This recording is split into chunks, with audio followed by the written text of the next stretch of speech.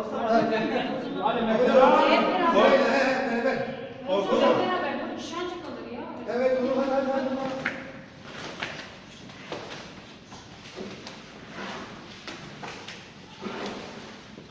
Başkan git önüne çek. Arkadan ayıp olur. Bana söylüyorsun. Ama dur.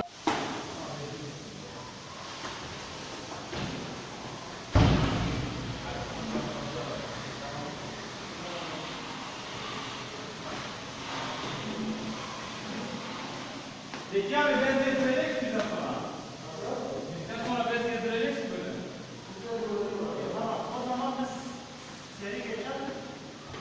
Biz kalmamız.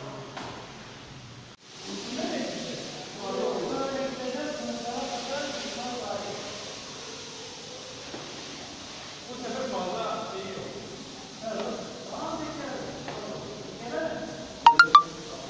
Gel.